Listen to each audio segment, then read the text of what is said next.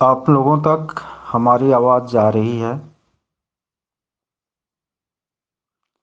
यदि आवाज़ जा रही है और स्क्रीन पर नोट दिख रहे हैं तो यस लिखिए।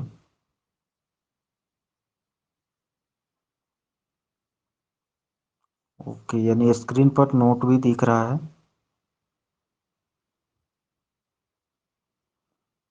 ठीक है। आज हम लोग इंतज़ार में थे कि आपको कैबिनेट में कुछ फैसला आएगा, मोहर लगेगी। लेकिन आज के कैबिनेट के बैठक में आपको मोहर नहीं लग पाई है। लेकिन इनका मतलब ये नहीं है कि मोहर नहीं लगेगी। मोहर आपको इस महीने में ज़रूर लग जाएगी, ऐसा हमारा मानना है। क्योंकि नीतीश कुमार जी तो बोले ही, के पाठक जी भी इस बात की चर्चा अपने पत्र में किए हैं। तो आपको फैसला सकारात्मक रहेगा। हम लोग अपनी तैयारी को अनवरत जारी रखेंगे जब तक राज्यकर्मी बन नहीं जाते हैं। तो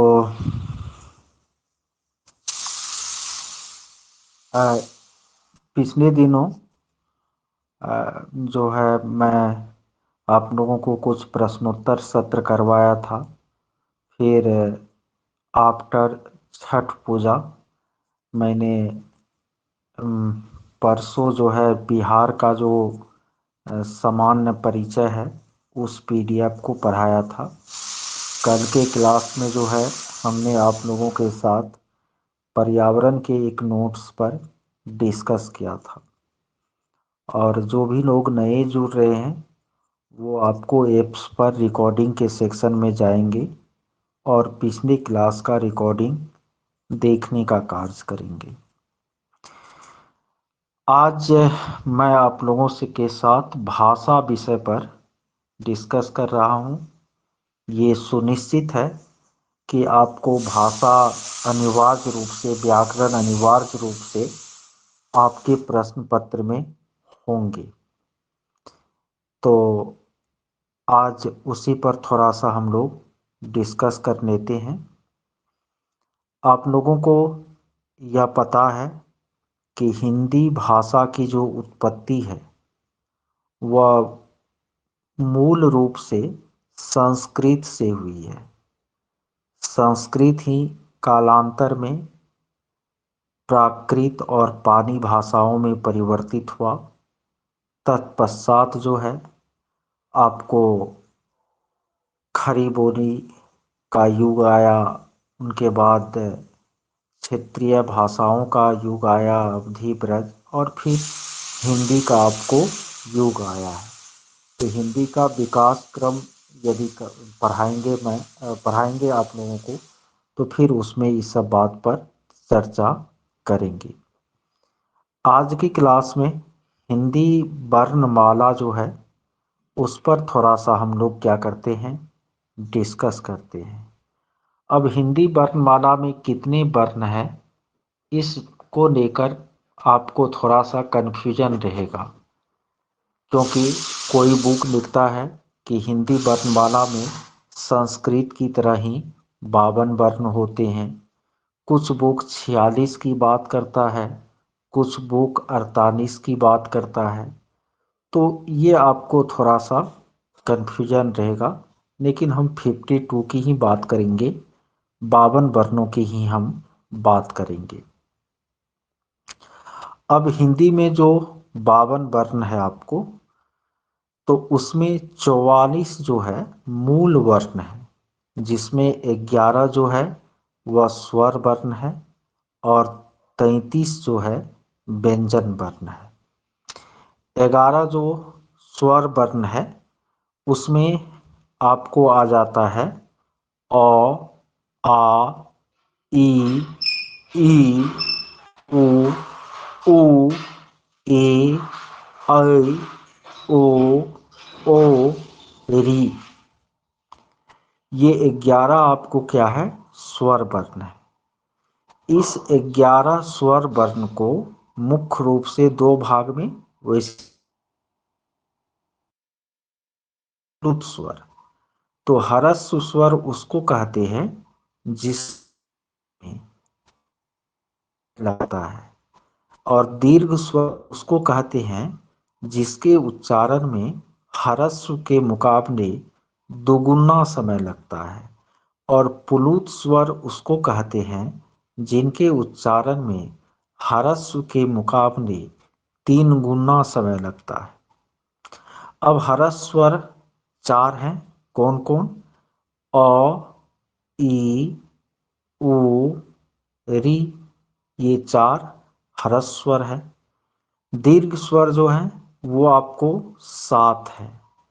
आ, ई, उ, ए, ऐ, ओ, ओ, ये 7 आपको दीर्घ स्वर है, 4 आपको ह्रस्व स्वर है।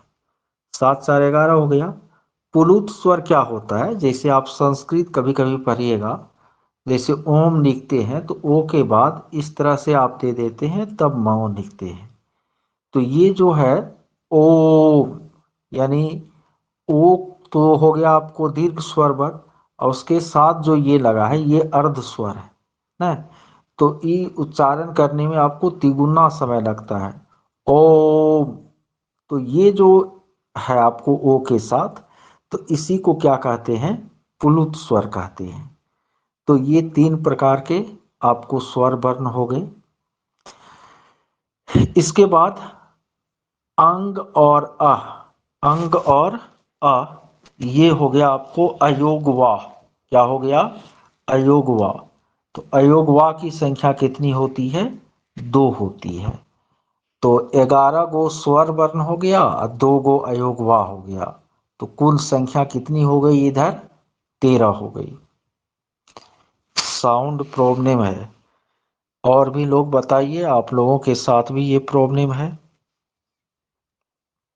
अन्य लोग जो कक्षा में है, अन्य के साथ ये प्रॉब्लम नहीं है, तो इनका कारण होगा कि दीपेंद्र जी आपका नेटवर्क वीक होगा। क्योंकि यदि हमारा नेटवर्क यहाँ वीक रहेगा तो फिर किसी भी व्यक्ति तक हमारी आवाज़ नहीं जाएगी। ठीक है। और यदि कुछ लोगों को के साथ ये प्रॉब्लम हो रहा है तो इनका मतलब है कि उनका अपना नेटवर्क वीक होगा, तो बाद में वो रिकॉर्डिंग से मेकअप कर लेंगे। ठीक है। साहिन सर के यहाँ भी नेटवर्क का थोड़ा प्रॉब्लम है। चलिए, रिकॉर्डिंग रहती है ऐप पर, रिकॉर्डिंग से मेकअप कर लेना है। तो ये हो गया आपको स्वर वर्ण और अयोगवाह। इसके बाद आपको व्यंजन वर्ण जो है वो 33 है, जिसमें 25 जो है स्पर्श व्यंजन है। और इस 25 को हम 5 वर्गों में बांटते हैं। क वर्ग, जिसमें क, ख, ग, घ, अंग। च वर्ग, च, छ, ज, झ, य। ट वर्ग, ट, ठ, ड, ढ, र। त वर्ग, त, थ, द, ध, न। प वर्ग, प, फ, ब, भ, म। ये 5 वर्ग है, सब में 5 5 वर्ण है। 25 25, इसको स्पर्श व्यंजन कहते हैं। क्या कहते हैं? स्पर्श व्यंजन। इनके बाद आपको अंतःस्थ व्यंजन में 4 आते हैं, य, र, ल और व।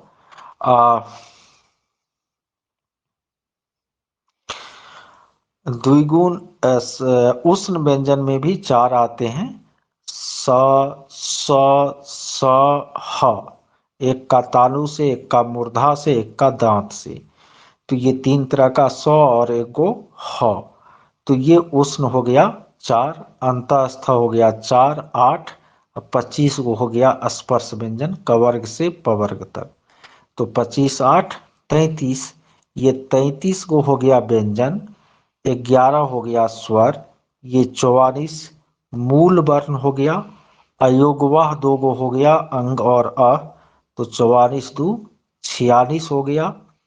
संयुक्त व्यंजन 4 हैं, अक्ष, त्र, ज्ञ और स्र। ये 4 संयुक्त व्यंजन है। तो 46 4 50 हो गया। और द्विगुण व्यंजन 2 गो है, एक बड़ा र, एक बड़ा ढ, यानी ढ के नीचे आपको बिंदु लगा देना है तो बड़ा ढ हो जाएगा। तो ये द्विगुण व्यंजन 2 गो है। तो कुल मिलाकर के आपको कितने वर्ण हैं? 52 हैं हिंदी वर्णमाला में। ठीक है। स्वर वर्ण 11 गो, व्यंजन वर्ण 33 गो, अयोगवाह 2 गो, संयुक्त व्यंजन 4, द्विगुण व्यंजन 2, टोटल मिला करके आपको 52 वर्ण हो जाते हैं। अब इसके बाद अल्प प्राण और महाप्राण, इनको हम लोगों को दिमाग में रखना है। अल्प प्राण का देखिए, व्यंजन वर्ण जो 33 है ना, इसी 33 व्यंजन वर्ण को 2 भाग में बांटा गया है, एक अल्प प्राण में और एक महाप्राण में। तो अल्प प्राण में क्या है फॉर्मूला? 1 3 5 प्लस अंतःस्थ। तो अब 1 3 5 का क्या मतलब हुआ? जैसे 5 गो इधर वर्ग है ना स्पर्श व्यंजन में, क वर्ग, च वर्ग, ट वर्ग, त वर्ग, प वर्ग।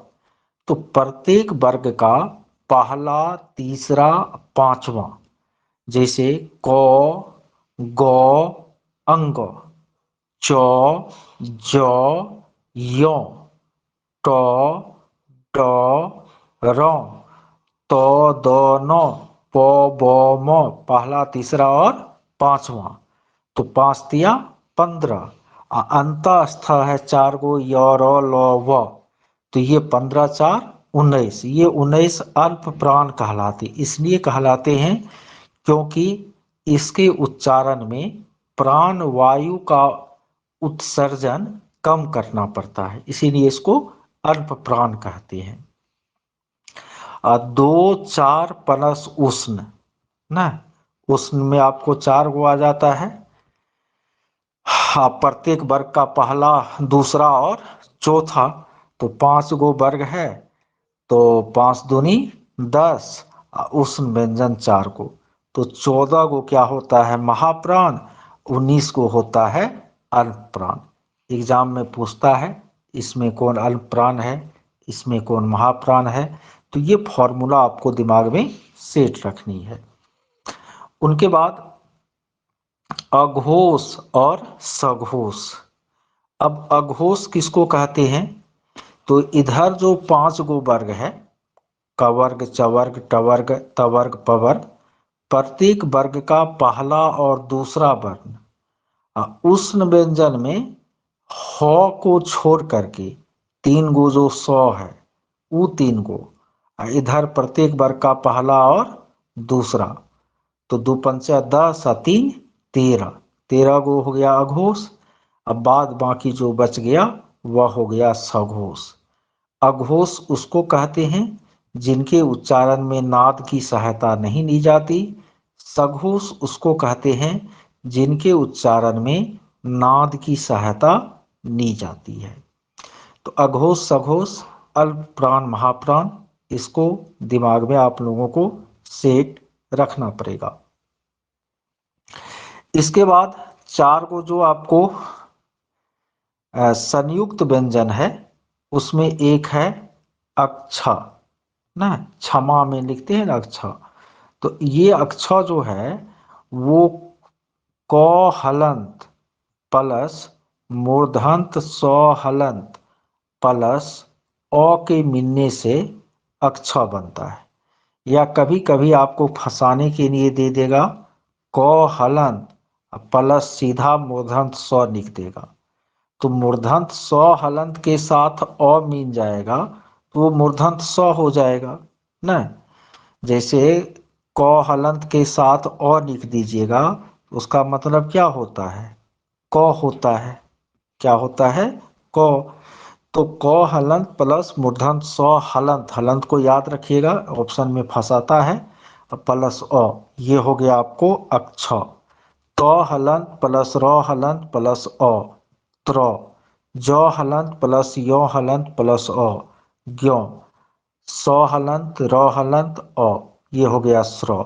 ये चार गो जो है आपको संयुक्त वर्ण है। इनके बाद यहाँ पर उच्चारण स्थान के आधार पर हम वर्णों का वर्गीकरण किए हैं। आप लोग बच्चे को ये सारा चीज पढ़ाते होंगे। उच्चारण स्थान के आधार पर जो आपको वर्ण है तो उसका 9 भेद है। कंठ वर्ण, तालु वर्ण, मूर्धा वर्ण, दंत वर्ण, नासिका वर्ण, कंठतालु, कंठोष्ठ है, दंतोष्ठ है। तो आपको कंठ वर्ण में कौन आता है? तो ओ, आ, ठीक है, इसके बाद कवर्ग का और उसके बाद हो, अह, ये आपको कंठ वर्ण हो गया। चवर्ग वाला यो तालब स दोनों ई, ये हो गया तालु वर्ण। री टवर्ग वाला सब ठो र और मूर्धन्य स, ये हो गया मूर्धा। जिसमें दंत स आता है और द आता है न, तवर्ग ल स निरी, ये दंत वर्ण हो गया। अ अंग यो जो भी आपको पांचवा वर्ण है न, तो वो आपको नासिका वर्ण कहलाता है। ए और ऐ ये कंठतालु वर्ण है। ओ और ओ कंठोष्ठ वर्ण है। और वह जो है वह दंतोष्ठ वर्ण है। तो ये आपको उच्चारण स्थान के आधार पर वर्णों का वर्गीकरण हो गया। यहाँ पर आप लोग और एक चीज समझ लीजिए कि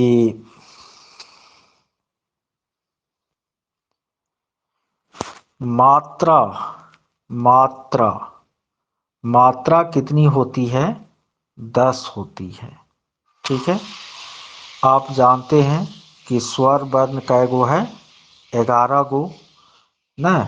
अ आ इ उ न, ए ऐ ओ ओ री। तो इसमें आपको अ का कोई मात्रा नहीं होता। इनके अलावे जो 10 गो वर्ण है, तो आ का हम ऐसे लिखते हैं, हर्षई ऐसे लिखते हैं, दीर्घी ऐसे लिखते हैं, हरसु ऐसे लिखते हैं। तो ये जो सब का चिन्ह है उसको हम क्या कहते हैं? मात्रा कहते हैं। मात्रा की संख्या कितनी होती है? 10 होती है। इनके अलावे आपको बलाघात याद रखना है। किसी भी शब्द के उच्चारण में जिस वर्ण पर सबसे ज्यादा जोर पड़े तो उसको, उस पर हम कहते हैं कि बलाघात है। जिसे हम बोलते हैं डॉक्टर, डॉक्टर, इसमें ट पर ज्यादा जोर पड़ रहा है तो ट वर्ण पर क्या है? आपको बलाघात है। तो इतनी सारी बातें आप लोगों को वर्ण विचार के अंतर्गत याद रखनी है। तो इस पर एक बार चिंतन मनन आप लोग आज रात्रि में जरूर कर लीजिएगा। अब जो है, अभी एक टॉपिक भी बता दिए। अब कुछ हम प्रश्न उत्तर का सत्र करेंगे और जिससे कि कुछ प्रश्न आप लोगों का रिव्यू हो, रिवीजन हो और कुछ नए प्रश्न भी आप लोगों के दिमाग में आ जाए। ठीक है, पहला प्रश्न अभी आप लोगों से है, बीसीजी का जो टीका लगाया जाता है, बीसीजी का टीका बच्चों को, वह आपको किस रोग से बचाव के लिए लगाया जाता है? बीसीजी का जो टीका है, बीसीजी का ना, वो किस रोग से बचाव के लिए लगाया जाता है? दीजिए आप लोग आंसर थोड़ा सा।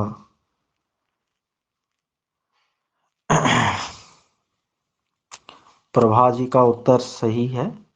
क्षय रोग, जिसको तपेदिक या ट्यूबरकुलोसिस भी कहते हैं, इससे सुरक्षा के लिए बीसीजी का टीका लगाया जाता है।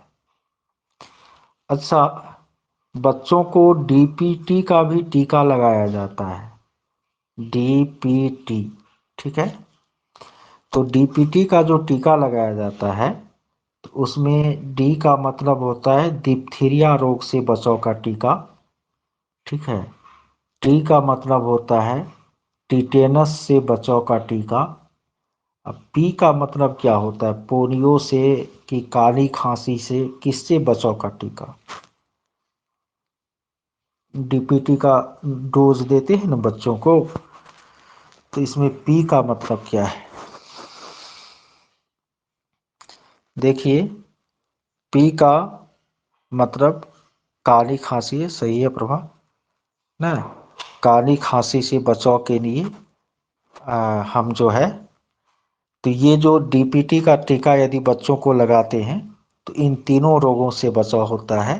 डिप्थीरिया से भी, काली खांसी से भी, और टेटनस से भी बचाव होता है। अच्छा, रिकेटस का बीमारी आप लोग सुने होंगे। बच्चा का टांग सब बहुत दुबला हो जाता है, पेट जो है हरिया की तरफ फूलकर लटक जाता है। किस विटामिन की कमी से होता है? बिल्कुल, विटामिन डी की कमी से होता है ना। अच्छा, ये बताइए कि एनीमिया एक आम रोग है, ठीक है। इसमें जो है रक्त में हीमोग्लोबिन की कमी हो जाती है, और हीमोग्लोबिन की कमी जो है वह लोह तत्व की कमी के कारण होता है। एनीमिया के रोग से बचाव के लिए आप अपने विद्यालय में बच्चों को टेबलेट भी खिलाते हैं। वो टेबलेट आपको किस चीज़ का टेबलेट होता है? बिल्कुल, आयरन या फोलिक एसिड का वो क्या होता है आपको? टेबलेट होता है।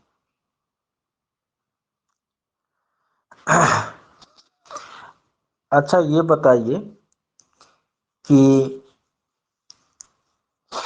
विश्व जनसंख्या दिवस, विश्व जनसंख्या दिवस, वर्ल्ड पॉपुलेशन डे किस तिथि को मनाया जाता है?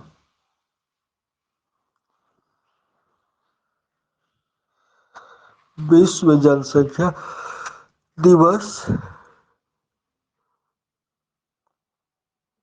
11 जुलाई राइट आंसर है। 11 जुलाई को मनाया जाता है। अच्छा, ये बताइए कि राष्ट्रीय युवा दिवस किस तिथि को मनाया जाता है?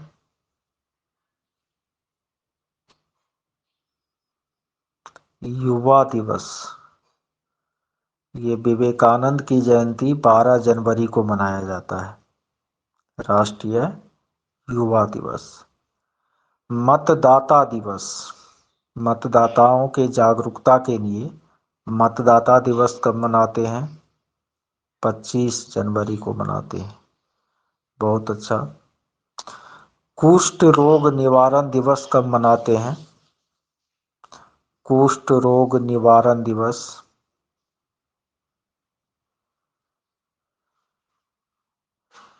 ये आपको 30 जनवरी को मनाते हैं। 30 जनवरी को ही आप शहीद दिवस भी मनाते हैं ना, और कुष्ठ रोग निवारण दिवस भी मनाते हैं। अच्छा, ये बताइए विश्व जल दिवस, वर्ल्ड वाटर डे कब मनाते हैं?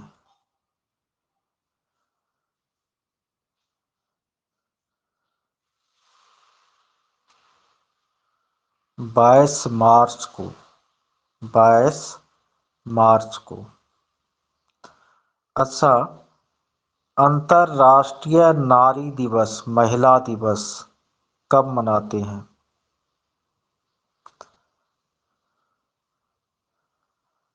8 मार्च को।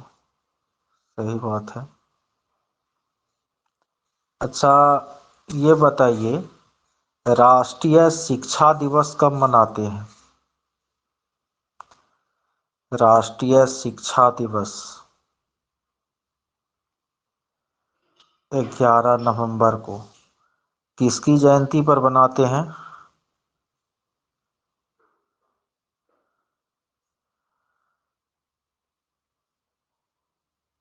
बिल्कुल, देश के पहले शिक्षा मंत्री मौलाना अबुल कलाम आज़ाद की जयंती पर राष्ट्रीय शिक्षा दिवस हम लोग मनाते हैं।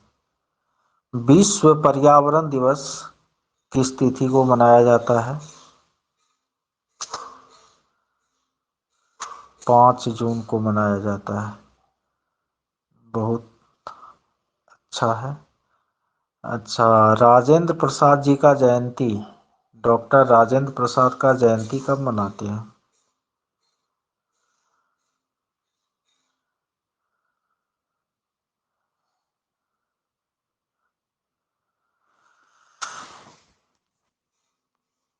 3 दिसंबर।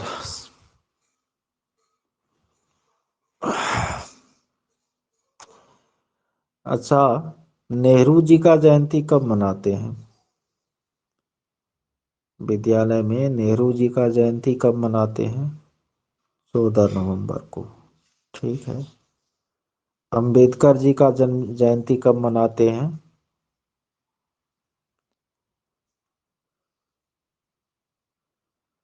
14 अप्रैल को। ठीक है।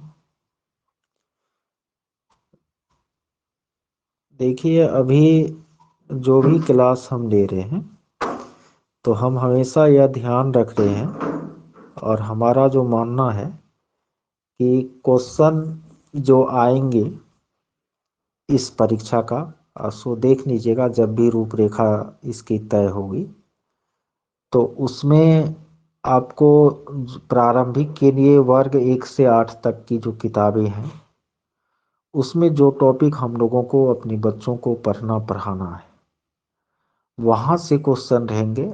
इनके अलावे विद्यालय संस्कृति, अब विद्यालय संस्कृति का मतलब हो जाता है कि आपको जो भी शैक्षिक योजनाएं हैं, या प्राचीन काल से आज तक जिस तरह आपको भारतीय शिक्षा में परिवर्तन का दौर चला है, जो भी आपको आधुनिक भारत में स्वतंत्रता के बाद जो है शिक्षा में सुधार के लिए जो भी कोशिशें हुई है, जो भी कमेटियां बनी है, जो भी आपको आयोग हुए हैं न, जो शिक्षा नीतियां बनी है, इनके अलावे आपको वर्तमान समय में सार्वभौमिक शिक्षा की सार्वभौमिक पहुंच के लिए आपको जो भी योजनाएं केंद्र और राज्य स्तर पर चलती है, और साथ ही साथ आपको विद्यालय स्तर पर हम लोग जो वर्क करते हैं ना, तो इन सब से संबंधित हमको लगता है कि यदि एक्स्ट्रा कुछ सिलेबस देगा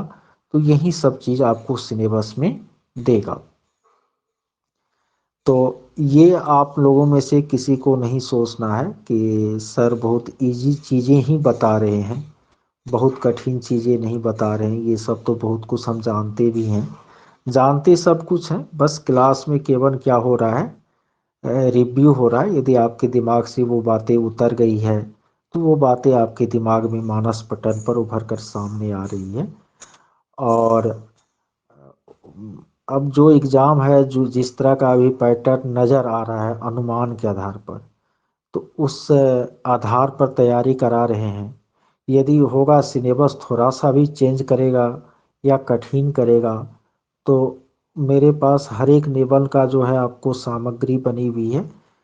लेकिन अभी मैं, जब तक सिलेबस क्लियर नहीं होता है तब तक इसी तरह जो हमको लगता है कि बिल्कुल एक शिक्षक को जानना चाहिए और यहाँ से क्वेश्चन पूछे जा सकते हैं, तो बस उसी को मैं आप लोगों को बताऊंगा और रिव्यू करूंगा।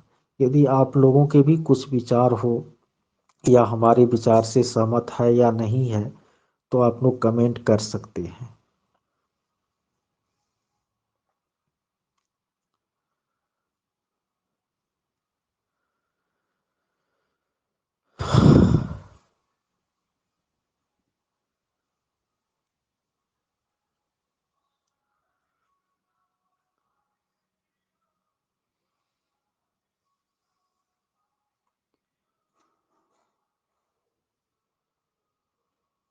अच्छा राधा रमन जी।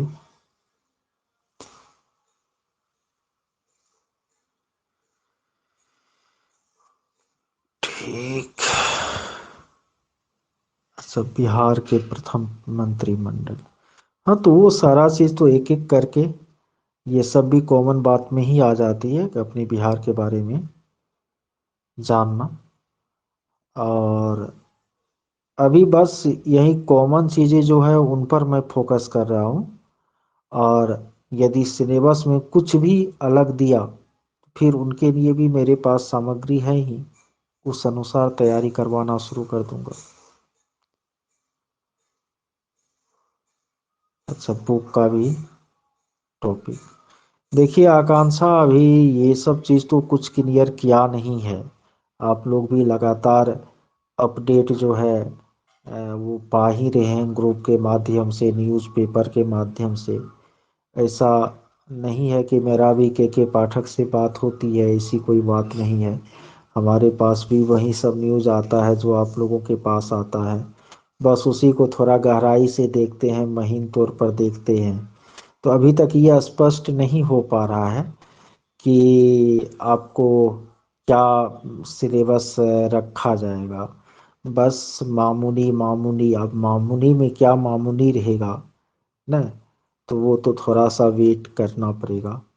अब अलग अलग होगा, सब्जेक्ट वाइज होगा कि सबका कॉमन होगा 1 to 8 में, ये थोड़ा सा देखना पड़ेगा। तो अभी आप लोगों के लिए उपयुक्त यही है कि जो भी पीडीएफ मैं डाल रहा हूँ और जो बता रहा हूँ, तो ऐसी चीज़ें बता रहा हूँ जहाँ से निश्चित रूप से प्रश्न रहेंगे। तो उन सब चीज़ों को क्लियर करते चलिए। और एक सप्ताह में हमको लगता है कि कुछ ना कुछ स्पष्ट रूप से उभर कर सामने आ ही जाएगा।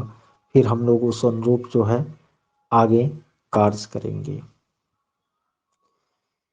चलिए ठीक है, आप लोग आराम कीजिए अब।